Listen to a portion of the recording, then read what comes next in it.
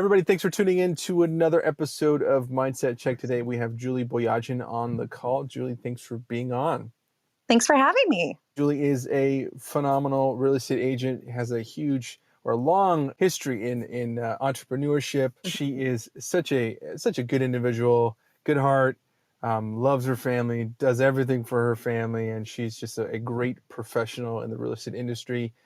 Doing big things. She's quickly growing her business. She's a great fit for this show just because she's got a great mindset and a successful individual, both family and business. And I thought she could share some of her challenges, her struggles, but also her triumphs and how she's able to overcome. So Julie, thanks for being on. Thank you. That was very kind. Well, I meant it. You're such a genuine person.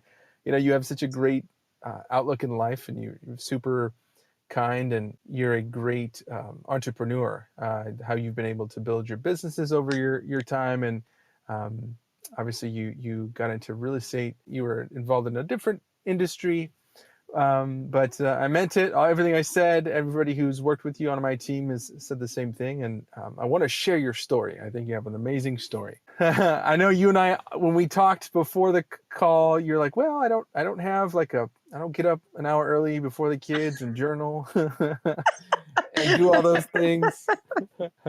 I'm not in yoga. I mean, I probably should. I could benefit from it, but sure.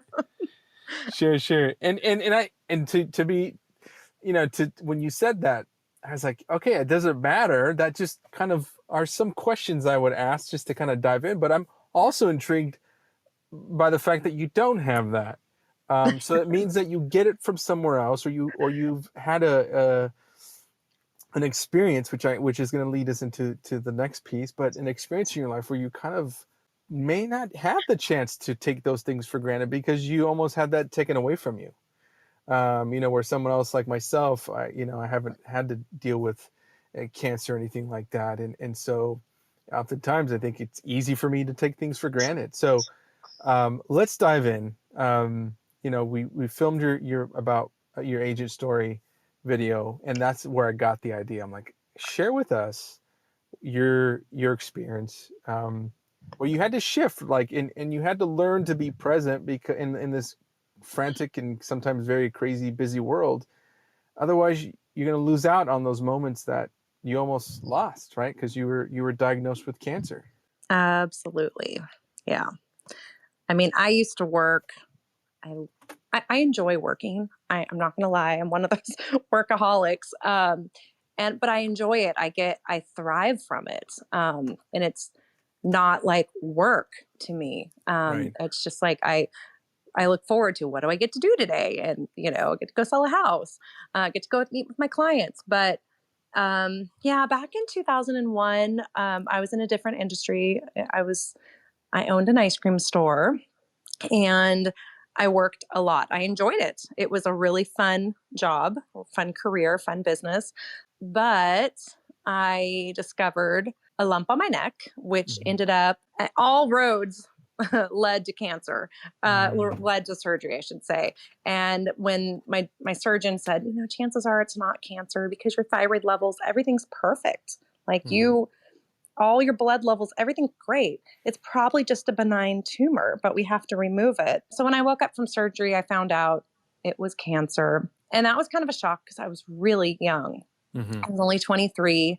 And all of a sudden, you don't think you're going to get cancer at that age. No. I was in the hospital for 5 or 6 days, and I had a lot of time to think and a lot of time to reflect. All of a sudden, you go in there thinking you're just having this simple surgery, and then you realize, oh my gosh, I have cancer, and I've got to go all this treatment. And you realize you are not in control of your life at that time. You're just I totally thought at that time I was the one in control of my day and in control of my life. And at that point in time, I was like, oh my gosh, praying a lot during that time. And I got through it. It was a rough year and a half. But I got through it. And now I do not take anything for granted. I mean, I look at every sunset. I love sunrises. It's just so beautiful, but it's I don't know that I necessarily took the time out to look at those before, Sure. but I So do now. so first of all, that's a remarkable shift in how you're experiencing life, right? You go kind of like, I'm going, and then something, I mean, crazy big in your life happens and you have to pause. How, if you can go back with me for a little bit, how did you, I mean, I imagine it took some time to process, but what were your thoughts when you were diagnosed with cancer? I mean, 23, God, you're still a kid, you're a baby. I was a kid. Well, I remember my surgeon, the way he told me, because when I went into surgery, they said, we're just going to remove half of the thyroid and then we'll Uh-huh. leave the other half. And while you're out, we'll look. And if it looks like it's cancer, or they're actually going to send it to the lab, we Mhm. will go and remove the other half if it is cancer while you're still out. So when I woke up, I had this wonderful surgeon, Dr. Musicant, and he came, oh, honey, you did great and blah, blah, blah. And then, so the first thing I asked him is, did you take out half or the whole thing? And he was so sweet. He gave me a kiss on the forehead and said, honey, we had to take out the whole thing. And that's how I Wow. knew. My family had already, they were told in the waiting room, Uh-huh. but at that point, honestly, I was so drugged up from the surgery. It was like, Sure. cancer, smancer. Right. And then it was like the next 24 hours was when everything like hit, like, oh, like, what are we going to do? But I had a wonderful, like, team of doctors and Mhm. just wonderful support, like, with my family, that it just wasn't like giving up was not an option. Mhm. Just throwing in the towel was not an option. It just wasn't. And it was just like all of a sudden you just get that, they always say like the fight or flight. And it was just like, okay, we're gonna change our mindset. This is, like I was kind of down in the dumps for a couple hours. And then it Sure. was like, all right, let's lift that up. And there's only one thing to do. I mean, you have to go through it. So Sure. you gotta just do it. Is that something that is that kind of like how you've always been? Or is that something that in the moment you just developed that ability to shift mindset? I just think it's something I've been taught. My dad was like that. And it was just, like you're whatever it is, you're going to get through it. You could either be like super miserable when you're going through it, or you Mhm. can, you just, there's no way around it. You've got to go through this, but Sure. let's hurry up and get through it as quickly as we can. So we're on the other side of it. And Uh-huh. that's just kind of anytime I go through something now in life, I look at it and I'm like, oh, this is going to be miserable, but you know what? Let's just get through it. And so that way, Mhm. I don't have to think about it anymore. But yeah, I mean, I guess that's just how I was brought up and Sure. just what I was taught. So how can somebody apply your lessons into their own life? It's like what I'm seeing is there was a big influence from your parents and from your dad specifically, about how you handle difficulties and challenges. That was instilled in you in an early age, and then even at 23, I mean, you could totally have been like, "This is unfair. I'm only 23." There's horrible people in the world. They're the ones that should have this, not me. Even if you did that, I think most people would still feel like that's still valid, right? Those are valid emotions. You should be having those types of motions and processing everything. And so that's amazing. And so you recognize that, okay, I have been going super fast. I've been going throughout my day, trying to control everything, trying to check as many things off my to-do list as possible. Thank God you got through it. You're cancer free.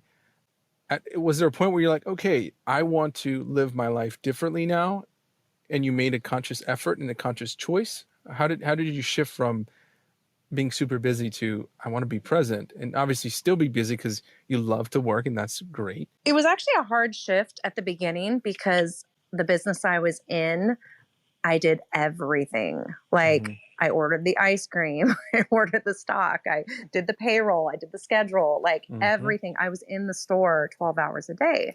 But when you're in the hospital and then you're recovering, it's just absolutely no way. So it was like that actually saved me from, because I probably, if the cancer didn't happen, I probably would still be doing the same thing I was doing back then because I felt nothing was wrong with it and I enjoyed Hmm. it. But I didn't, I don't know. I don't think I was 100% fulfilled, but being laying in that hospital bed and being, when you have your thyroid taken out, you sleep a lot. Like your energy levels, your thyroid Hmm. controls a lot of things, your energy, your sleep, a lot, even your memory. And, Wow. I was sleeping 18 hours a day. Wow. And so it was like impossible for me to do my work that I Hmm. was doing before. So then I had to learn to delegate. And Hmm. that was hard for me. That was really Hmm. hard because I do everything myself. I don't like to Sure. ask people to do things. I don't, like, But how do you do it now? Because you got a ton of energy now. I delegate. I learned that really, you need to Wow. delegate, and and I used to have this hair lady, long time ago, and she says, "Honey, delegate the things you don't enjoy doing because life is short." And Shoot. she was like, Yeah. "I don't like to cook." She's like, "So I go to a chef school, and I have a chef that loves to cook, and they come over and they make all my meals for the week." And that was before all that's been like popular, Wow. for all these like meal prep things, Sure. and that was, that just got me thinking about that because I was going to her when I was going through this, and Right. so yeah, I mean, life is short, and you gotta love what you're doing. Now, you're not going to love everything you do. I mean, it's Sure. impossible, but Sure. the things that you can have someone else do that you don't get enjoyment out of, if you can do it, if you can delegate it. Well, you've turned something obviously very, very traumatic into a positive, something positive for yourself, and obviously for your kids too, because your kids are going to grow up knowing, what their mom went through, and you have that mindset now. For someone who's watching and listening who won't go through that, what is something that you would say to them? You don't have to go through that to get to where you're at. Maybe you do, but what's some advice that you would share with them? Well, I mean, first of all, life is so precious. It could be taken at a moment, and you never know when your time is up. You got to live your life to the fullest for you. Every single person, that's a different meaning, that you have to have a fulfilling life. Yeah, I mean, some people have to go through cancer. Fortunately, I went through that at a young age to where I learned that lesson at 23 versus, let's say, Hmm. 50 or 40. But now I appreciate like the little things, the sunsets, the sunrises, going to Hmm. the beach, putting my feet in the sand, hearing the birds. And I try to instill that in my kids. Like every time, like, oh my gosh, yesterday the clouds were so beautiful outside. I'm like, yes, look at the clouds. And, like, yeah, Yes. yeah, mom.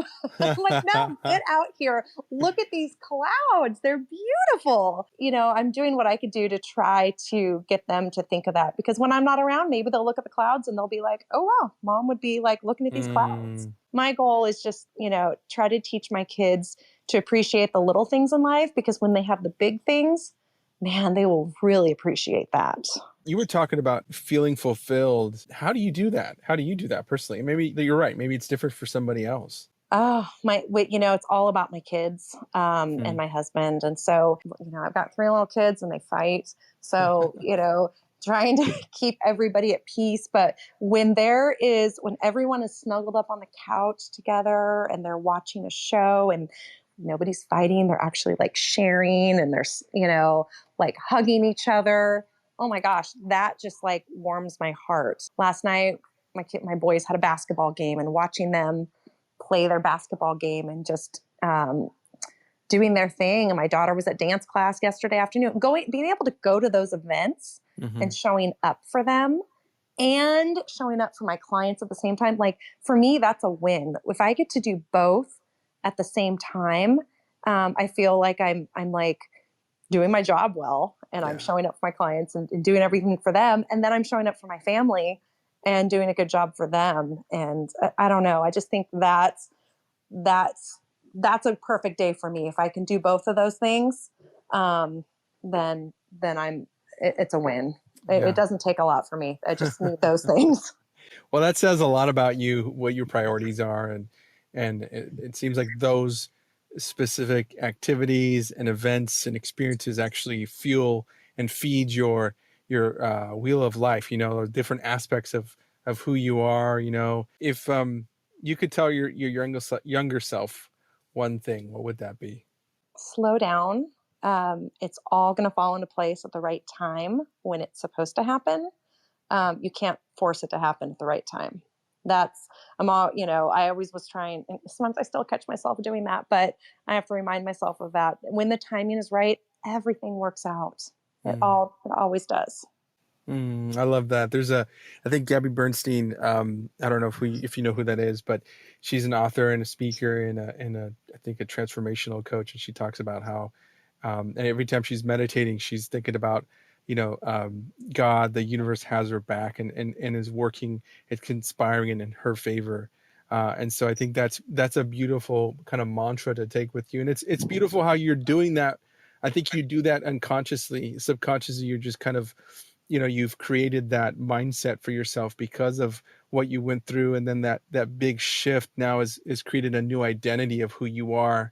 And now you live a more balanced life, which is beautiful to hear because I'm a fan of yours. um, so thank you, Julie, for being on today. Such an inspiration. Thank you for being vulnerable and sharing with us your story.